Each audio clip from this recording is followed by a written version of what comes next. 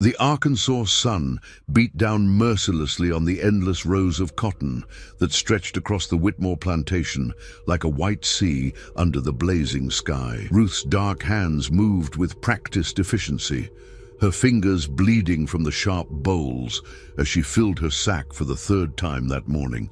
The overseer's whip cracked in the distance, followed by someone's cry of pain, but Ruth kept her eyes fixed on the cotton before her. At 19, Ruth had already spent 15 years in these fields, but now everything felt different. Her belly, round and heavy with child, made every movement a struggle. The baby kicked restlessly inside her, as if sensing the oppressive heat and the weight of their shared bondage.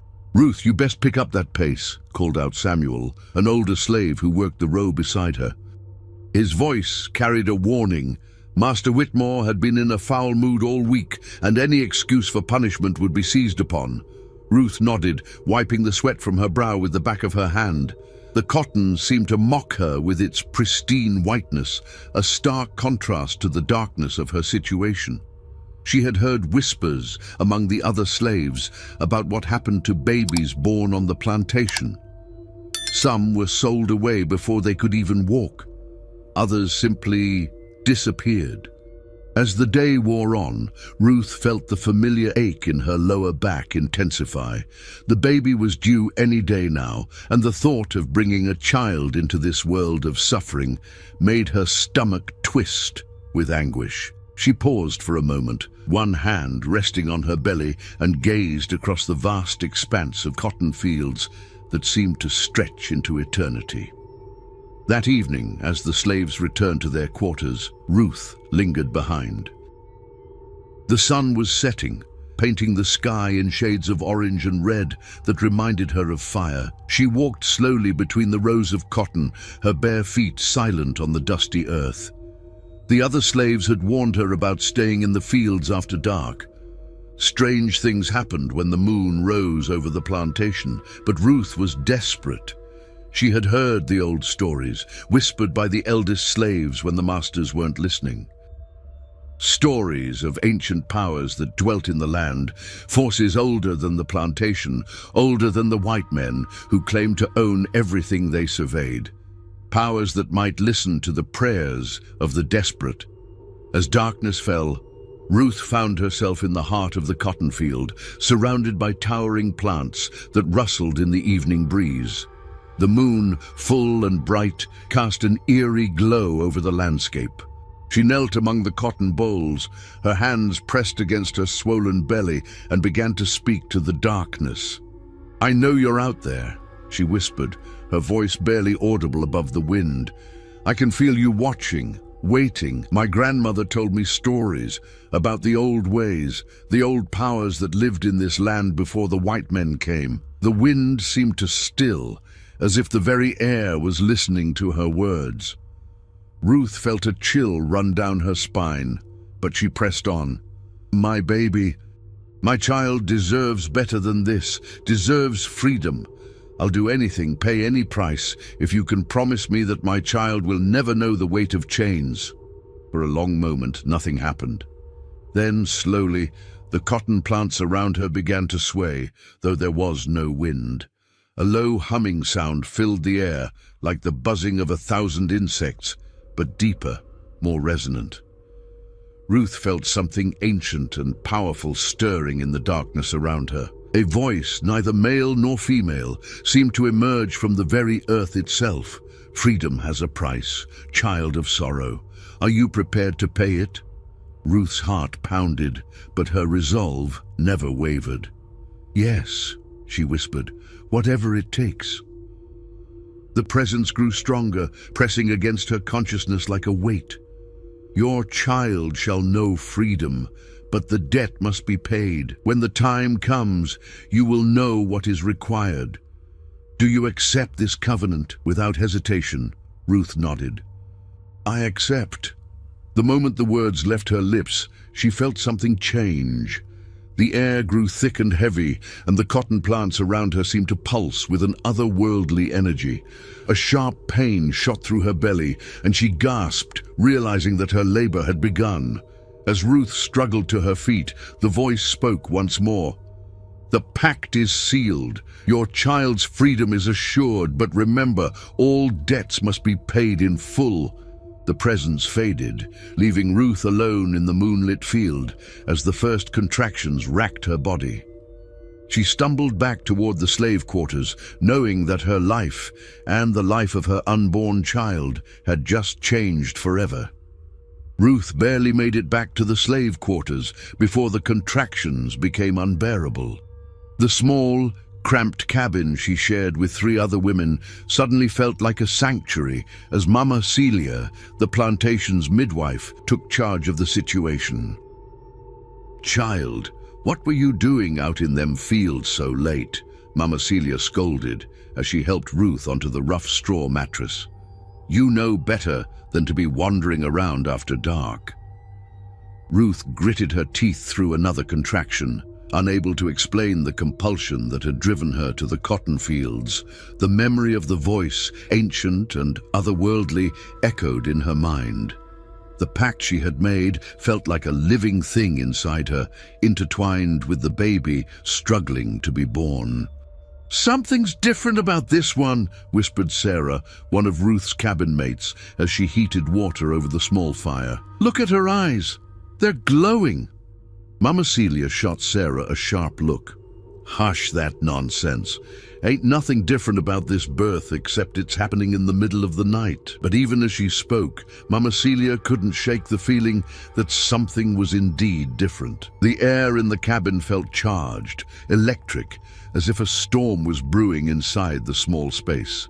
The shadows on the walls seemed to move independently of the flickering firelight, and more than once she could have sworn she heard whispers coming from the corners of the room. Hours passed in a blur of pain and struggle.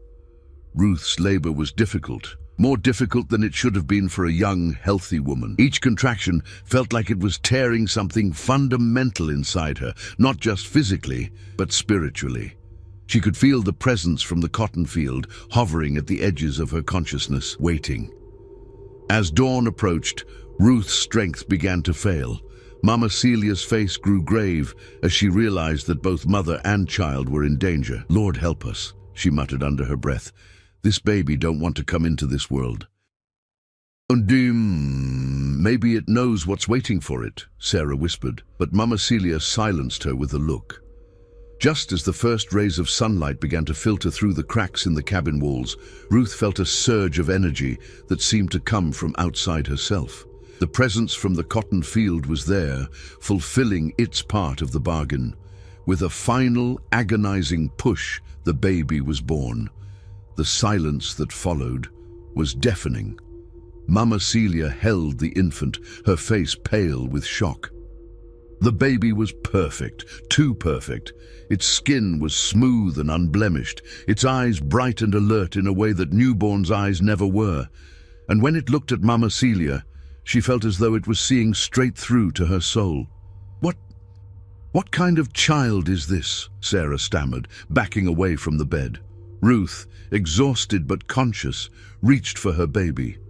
The moment the infant was placed in her arms, she felt the full weight of what she had done. The child was beautiful, but there was something otherworldly about it, something that marked it as different from any other baby born on the plantation.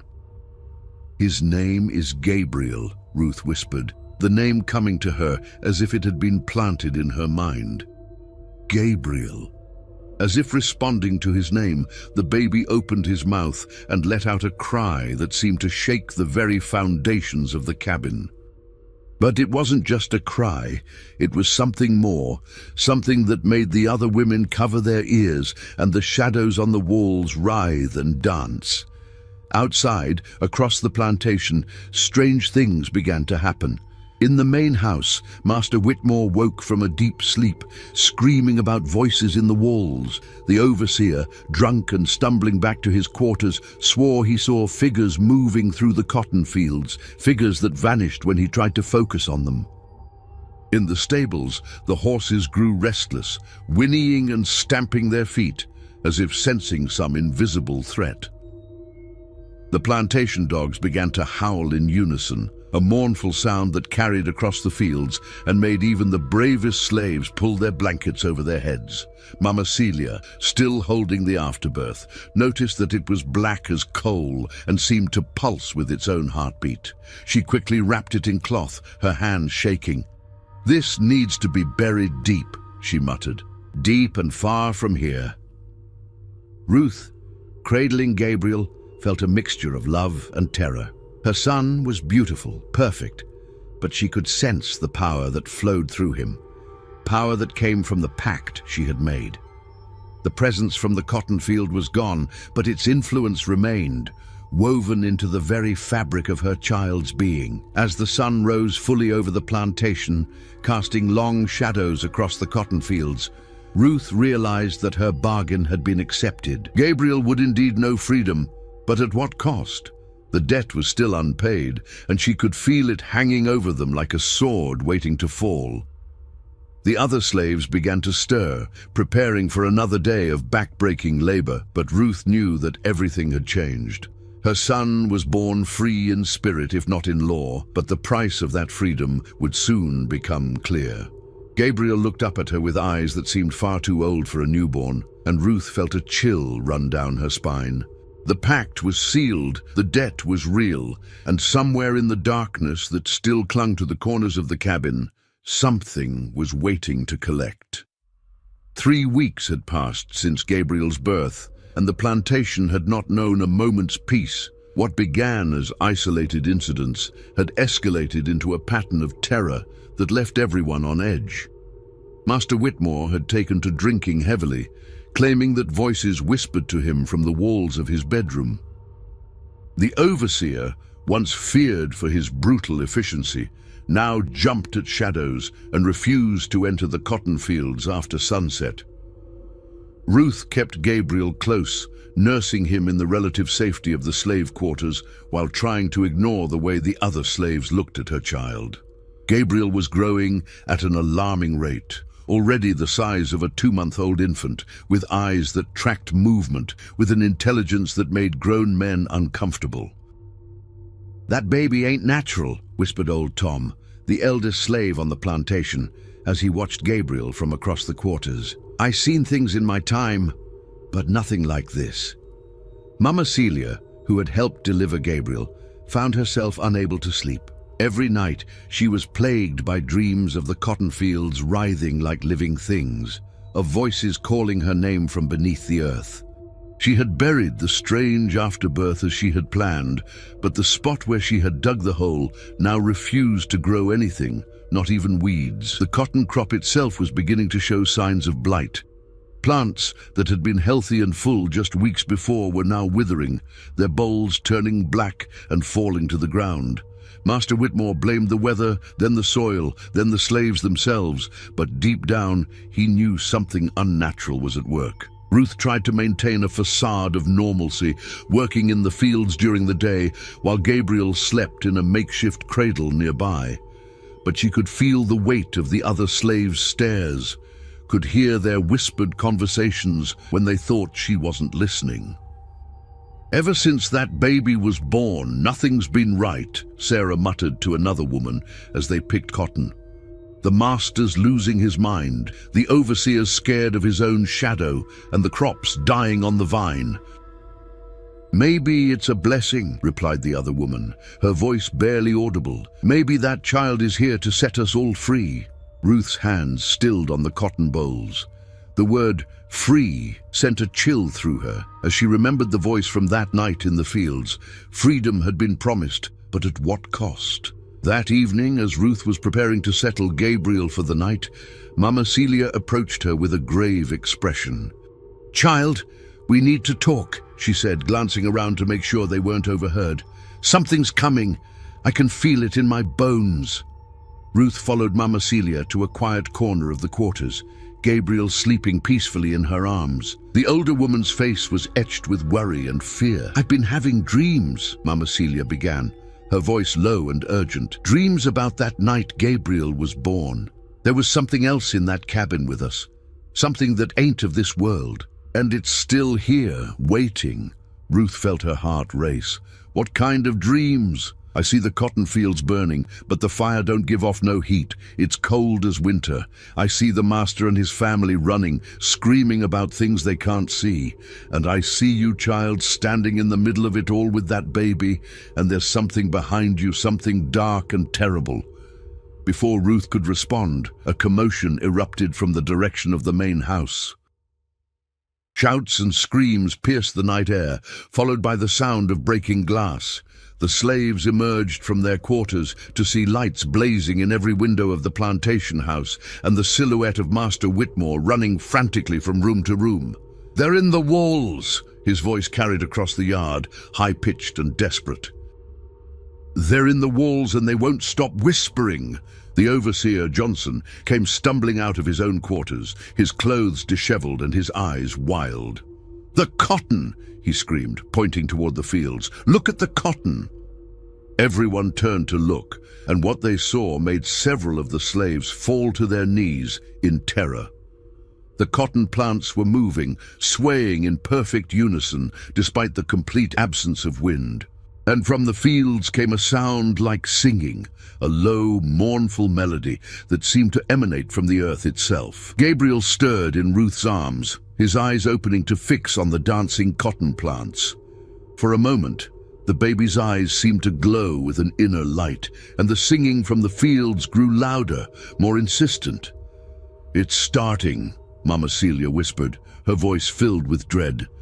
"Whatever you did that night, child, it's starting to collect its due." Ruth felt a presence brush against her mind, the same ancient force she had encountered in the cotton field, but this time it wasn't alone.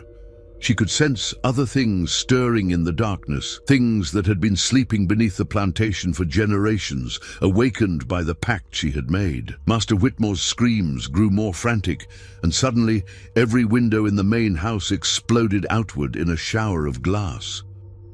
The man himself came running out of the front door, his nightclothes torn and his face streaked with blood from dozens of small cuts. "Burn it!" he screamed at Johnson. "Burn the whole damn plantation! Burn it all!" But Johnson was backing away, his eyes fixed on something only he could see. "Can't you see them?" he whispered. "They're everywhere, in the cotton, in the ground, in the air we breathe. We're all damned."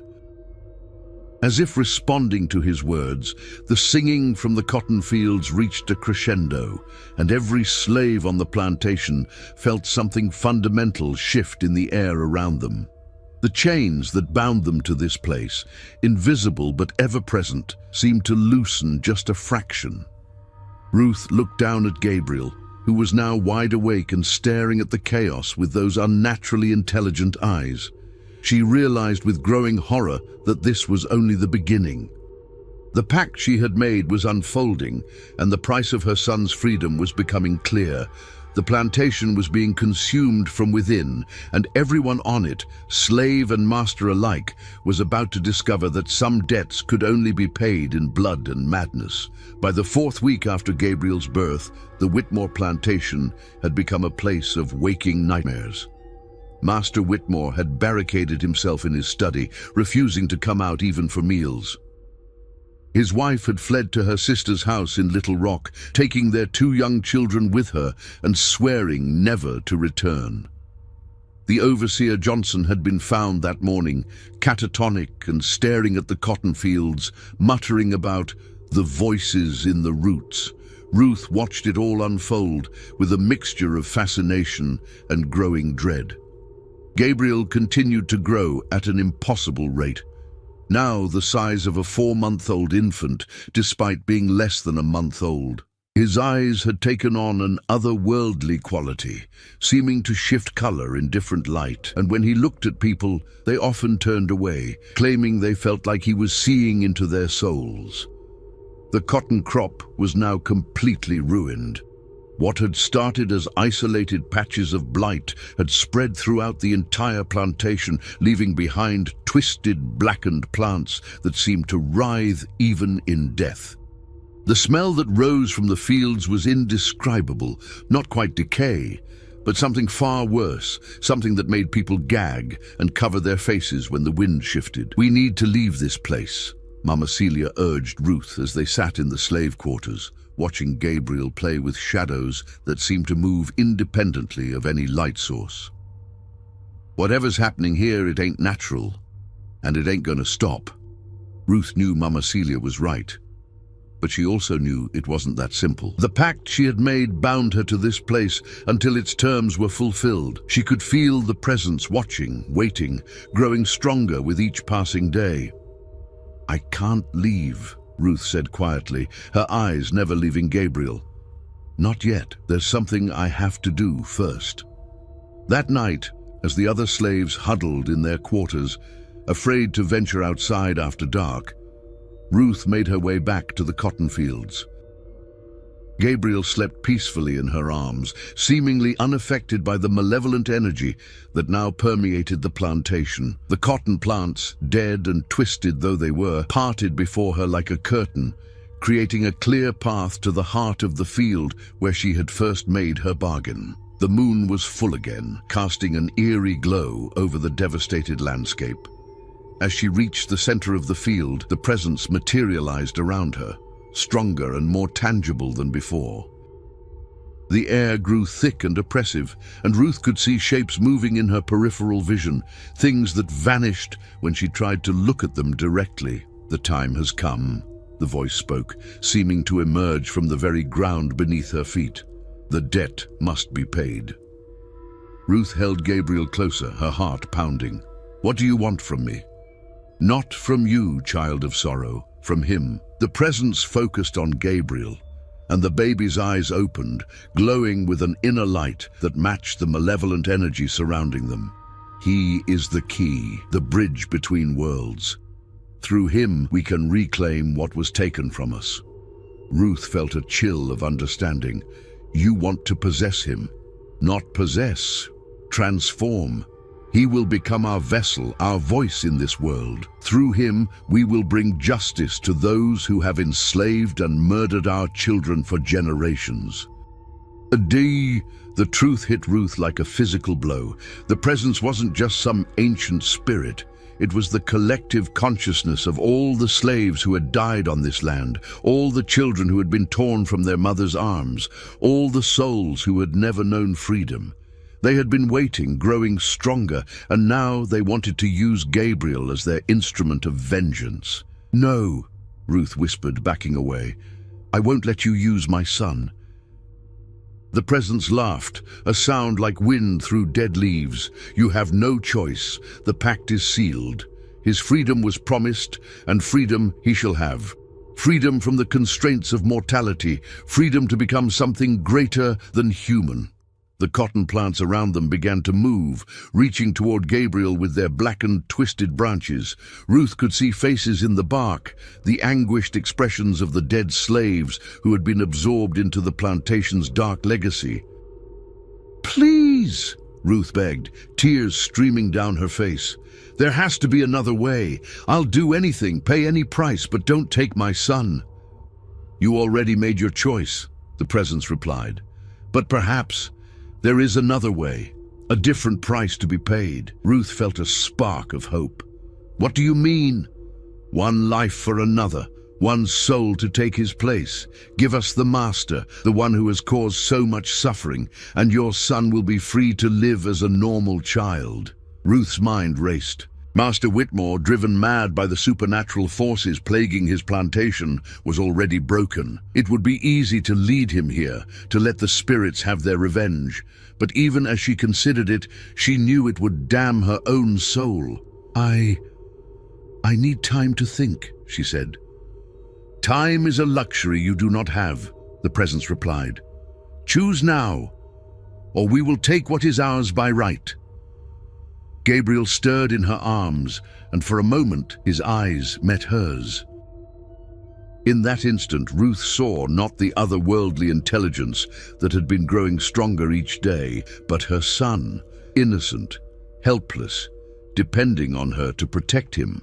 The cotton plants pressed closer, and Ruth could feel the weight of countless tortured souls pressing against her consciousness.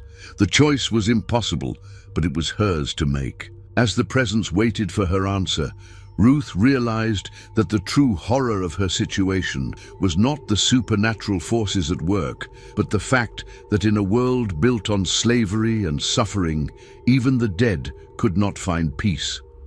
The pact she had made was just beginning to reveal its true cost, and the price of freedom might be higher than any mother should have to pay. Ruth stood frozen in the heart of the dying cotton field, Gabriel clutched against her chest as the malevolent presence pressed closer. The faces in the twisted plants grew more distinct, and she could hear their whispers.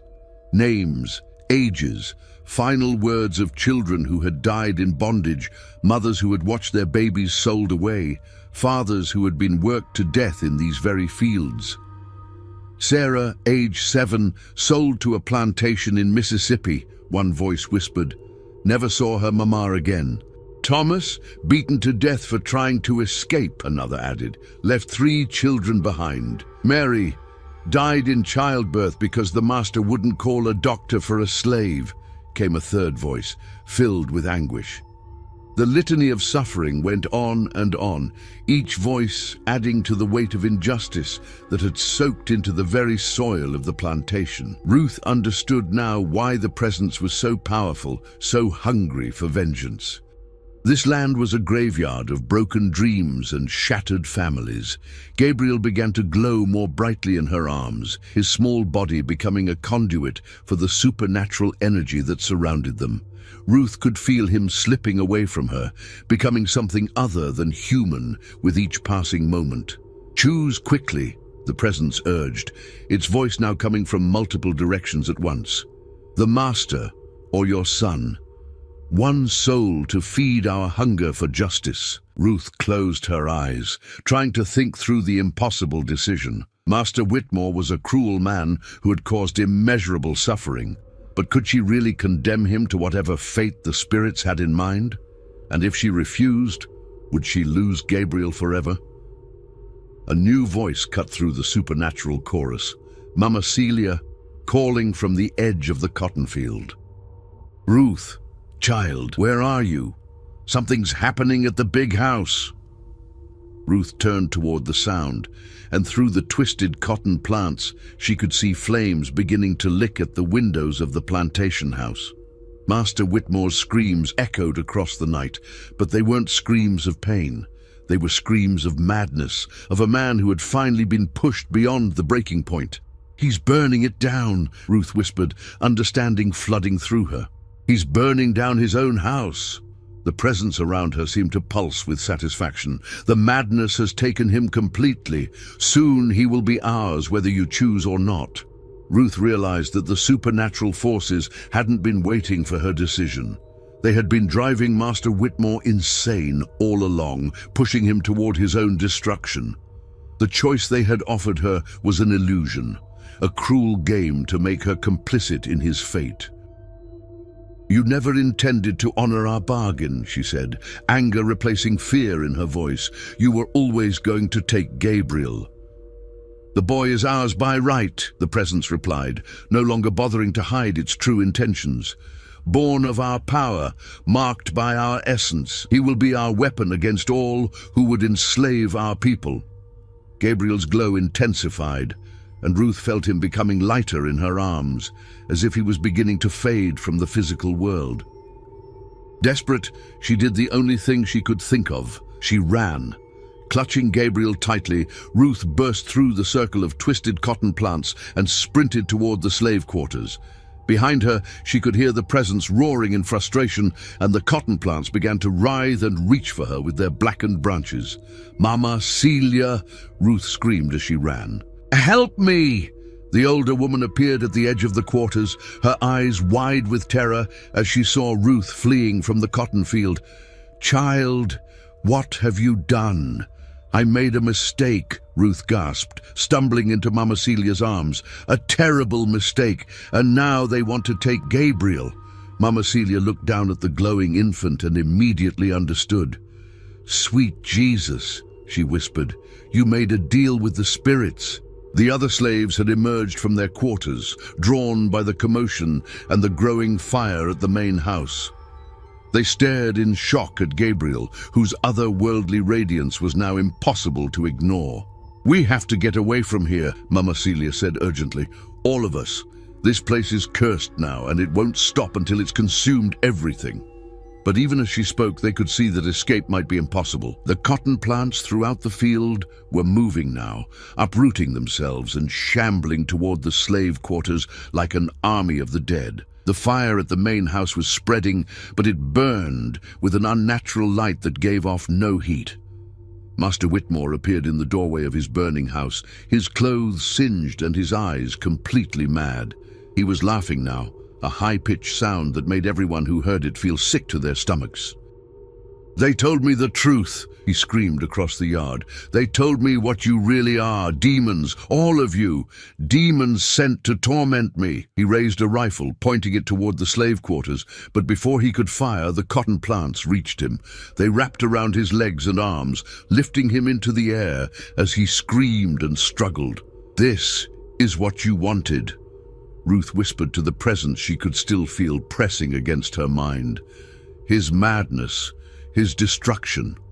Why do you need Gabriel too?" "Because madness is not enough," the presence replied, its voice now coming from the cotton plants themselves. "We need a vessel that can walk in both worlds, that can bring our justice to every plantation, every slave owner, every person who profits from our suffering. Your son will be that vessel." Ruth looked down at Gabriel, who was now so bright that it hurt to look at him directly. She could see that he was slipping away, becoming something inhuman. In desperation, she made one last attempt to save him. "I offer myself instead," she said loudly, her voice carrying across the chaos. "Take me, let me be your vessel. Just let my son live as a normal child." The presence paused, considering her offer. Around them, the supernatural chaos continued, the cotton plants advancing, the house burning with cold fire, Master Whitmore's screams echoing through the night. "You would sacrifice yourself for him?" the presence asked. "Yes," Ruth said without hesitation. "A mother's love is stronger than any magic, any curse. Take me and let Gabriel be free." For a moment, everything stopped. The cotton plants froze in place, the fire ceased its advance, and even Master Whitmore's screams fell silent. Gabriel's glow began to fade, and Ruth felt the supernatural energy that had been building around him start to flow into her instead. The presence spoke one final time. "So be it. But know this, the debt will still be paid. Through you, justice will come to all who deserve it. You will be our instrument of vengeance, and you will never know peace." Ruth felt the darkness rushing into her, filling her with power and purpose that was not her own. As the supernatural energy consumed her, she looked down at Gabriel one last time and saw that his eyes had returned to normal, the eyes of an innocent baby, free from the curse that had marked him. "Live free, my son," she whispered as the transformation took hold. Live free. Ruth's transformation was unlike anything the slaves had ever witnessed. As the supernatural energy flowed into her, her body began to change, becoming something between human and spirit. Her skin took on an otherworldly pallor, and her eyes became pools of darkness that seemed to contain the suffering of generations. Gabriel, now free from the curse, had returned to being a normal infant. Mama Celia quickly took him from Ruth's arms as the transformation accelerated, knowing instinctively that the child needed to be protected from what his mother was becoming. "Ruth, child, fight it!" Mama Celia pleaded, but Ruth was already beyond hearing. The presence of countless tortured souls was filling her consciousness, their memories becoming her memories, their pain becoming her pain. She could see it all now, every act of cruelty committed on this plantation, every family torn apart, every life cut short by the brutality of slavery. The weight of it all should have driven her mad, but instead it filled her with a terrible purpose. Master Whitmore, still suspended in the air by the cotton plants, looked at Ruth with dawning horror. What are you?" he stammered. Ruth turned to face him, and when she spoke, her voice carried the echo of every slave who had ever died on his land. "I am justice," she said simply. "I am the reckoning you have spent your life avoiding." The cotton plants released Master Whitmore, dropping him to the ground at Ruth's feet. He scrambled backward, his rifle forgotten, his mind finally grasping the magnitude of what he had unleashed through his cruelty. "Please," he begged, I can change. I can free them all. I can make amends." Ruth looked down at him with eyes that held no mercy. "You had decades to make amends. You chose cruelty instead. Now you will face the consequences of every life you destroyed." She reached out with one hand, and Master Whitmore began to scream. But it wasn't physical pain that tormented him. It was something far worse. Ruth was forcing him to experience every moment of suffering he had caused, to feel the agony of every slave who had died under his whip, the despair of every mother who had watched her children sold away. The other slaves watched in a mixture of terror and fascination as their former master writhed on the ground, experiencing a lifetime of inflicted pain compressed into a few agonizing minutes. When it was over, he lay still, his mind completely shattered by the weight of his own cruelty. "It is done," Ruth said, her voice now carrying an otherworldly resonance. "He has paid for his crimes." But the presence within her was not satisfied with just one death. Through Ruth's transformed consciousness, it reached out across the surrounding countryside, seeking other plantations, other slave owners who had escaped justice for too long. "No," Ruth whispered, fighting against the supernatural force that was trying to control her completely. "This wasn't the bargain. I said I would be your vessel, but I won't be your weapon of indiscriminate vengeance." The presence pressed harder against her will. "You belong to us now. You will do as we command." Ruth felt herself being pulled in two directions, the supernatural force trying to use her for its own ends, and her own humanity fighting to maintain some control over her actions. In that moment of internal struggle, she looked at Gabriel, sleeping peacefully in Mama Celia's arms, and found the strength to resist. "I am still his mother," she said firmly, "and I will not let you turn me into a monster." The battle for control of Ruth's soul raged silently, invisible to the watching slaves, but no less real for its lack of physical manifestation. She could feel the presence trying to overwhelm her consciousness, to reduce her to nothing more than a puppet for its vengeance.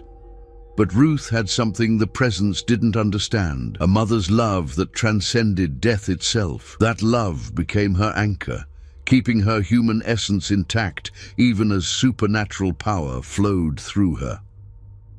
"I will be your instrument of justice," she said finally, "but only against those who truly deserve it. I will not become the monster you want me to be." Urotei, the presence, frustrated but unable to completely override her will, settled into an uneasy coexistence within her consciousness. Ruth had won a partial victory, but she knew it was only temporary. The supernatural force would continue to push against her defenses, seeking to use her for its own dark purposes. Mama Celia approached cautiously, still holding Gabriel. "Ruth, are you still you?" Ruth turned to look at her old friend, and for a moment her eyes cleared, showing a glimpse of the woman she had been. "I'm still me," she said softly, "but I'm something else too, something that can never go back to what it was." The fire at the main house had finally burned itself out, leaving only smoldering ruins. The cotton plants had returned to their normal state, though they remained blackened and dead. The supernatural storm that had engulfed the plantation was over, but its effects would linger forever. "What happens now?" asked Samuel, speaking for all the slaves who had witnessed the night's events. Ruth looked around at the faces of her people, frightened, confused, but also hopeful. For the first time in their lives, they had seen their oppressor brought low, had witnessed justice served against those who had treated them as less than human. "Now you're free," Ruth said simply. The plantation is finished, the master is gone. You can go wherever you want, be whoever you want to be. But even as she spoke the words, Ruth knew that her own freedom was an illusion. She was bound now to the supernatural force within her, destined to wander the earth as an instrument of justice for the oppressed. She would never know peace, never have a normal life, but Gabriel would be free to live as she had always dreamed. As dawn broke over the ruined plantation, the slaves began to gather their few possessions, preparing to leave the only home they had ever known. Some would head north, seeking relatives who had escaped to freedom. Others would try to build new lives in the towns and cities of the South. Ruth watched them go with a mixture of joy and sorrow. She had achieved what she had set out to do. Her son would know freedom, but the price had been higher than she had ever imagined. Gabriel stirred in Mama Celia's arms, opening his eyes to look at his mother.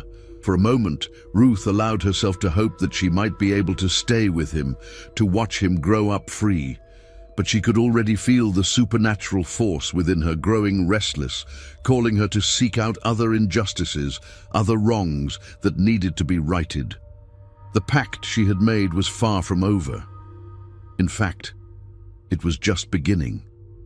6 months had passed since the night that changed everything at the Whitmore plantation.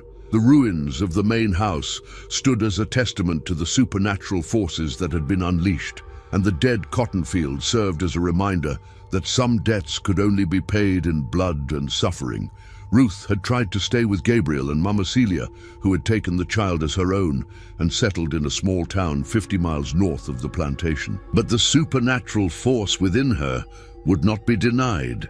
Every few weeks, she would feel the pull of injustice calling to her from across the South, and she would have no choice but to answer. She had become something of a legend among the slave communities, a dark angel who appeared wherever cruelty and oppression reached their peak. Plantation owners who had been particularly brutal would be found dead or driven mad, their minds shattered by visions of the suffering they had caused. Slave catchers would disappear in the night, their bodies never found. Overseers known for their cruelty would simply vanish, leaving behind only whispered stories of a woman with eyes like midnight who spoke with the voices of the dead. Ruth tried to maintain some control over her actions, to ensure that only the truly guilty suffered her supernatural justice. But with each use of her power, she could feel herself slipping further away from her humanity. The presence within her grew stronger, more insistent, and it became harder to resist its call for indiscriminate vengeance. On this particular evening, Ruth sat in a small church in a town near the Mississippi border, watching Gabriel play with the other children. At 8 months old, he was developing normally, a bright, happy child who showed no signs of the supernatural forces that had marked his birth. Mama Celia had done well by him, raising him with love and care while carefully hiding the truth of his origins. "You can't keep running from what you are," Mama Celia said quietly, sitting down beside Ruth in the back pew. "That thing inside you, it's getting stronger. I can see it in your eyes." Ruth nodded, unable to deny the truth. "I can feel it pushing against my will, trying to make me into something I don't want to be. Sometimes I wonder if I made the right choice." "You saved your son," Mama Celia replied firmly. "That's what mothers do. But you can't keep fighting this battle alone. You need to find a way to make peace with what you've become." Before Ruth could respond, a commotion outside the church drew their attention. Through the windows, they could see a group of slave catchers riding into town, their faces hard and their intentions clear. They were searching for runaway slaves, and they wouldn't be particular about who they captured.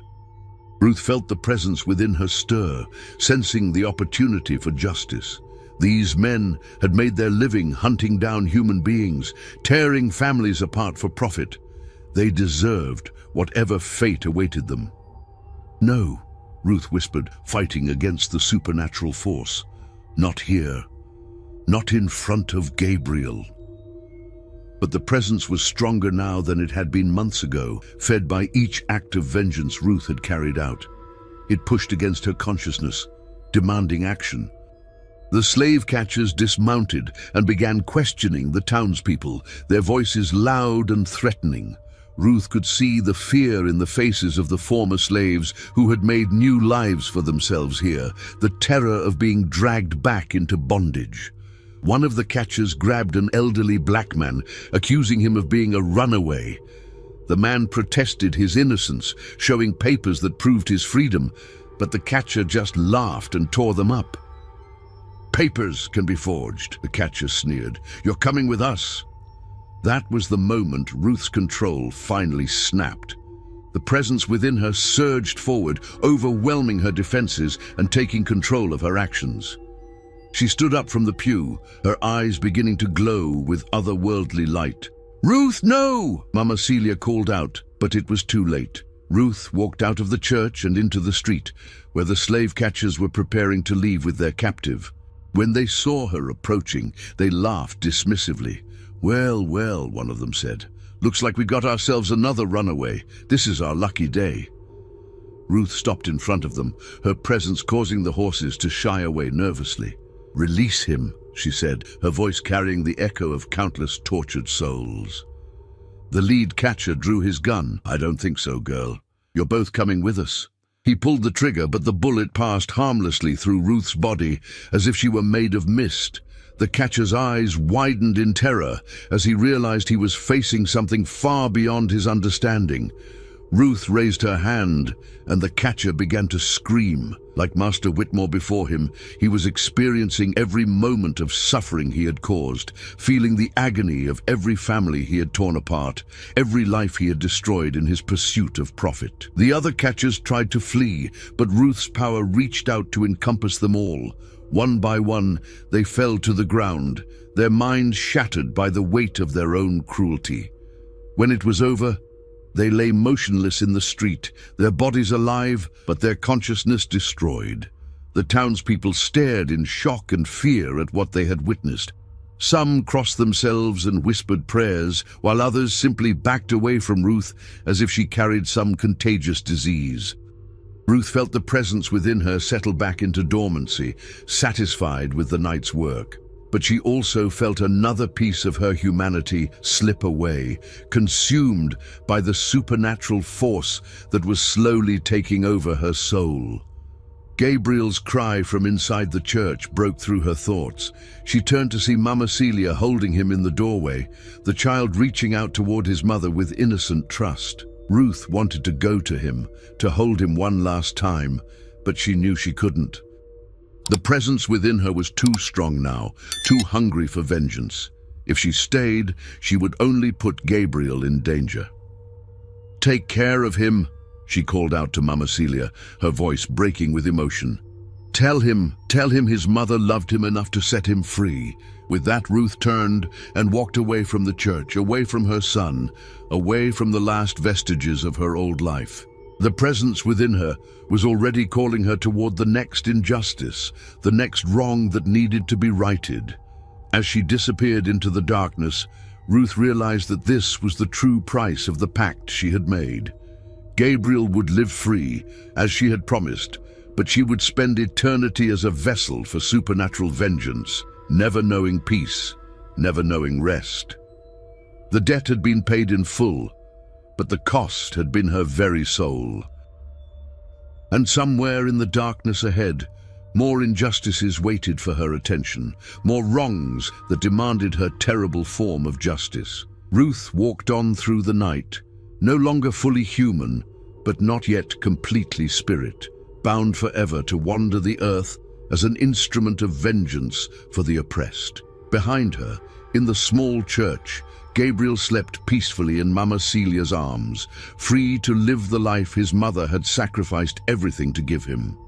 The pact was complete, but its echoes would resonate through the generations, a reminder that some prices are too high to pay, and some freedoms come at a cost that can never be fully calculated.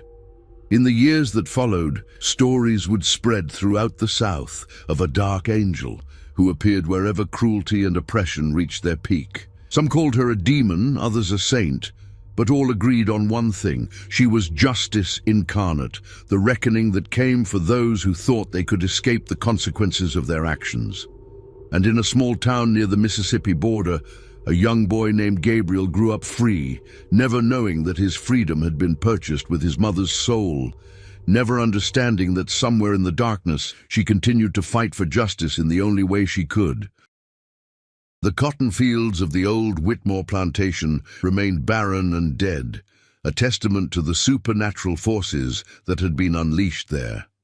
But sometimes, on nights when the moon was full, travelers claimed they could still hear singing coming from those fields, the voices of the dead, finally at peace, knowing that their suffering had not been forgotten and that justice, however terrible its form, would always find a way.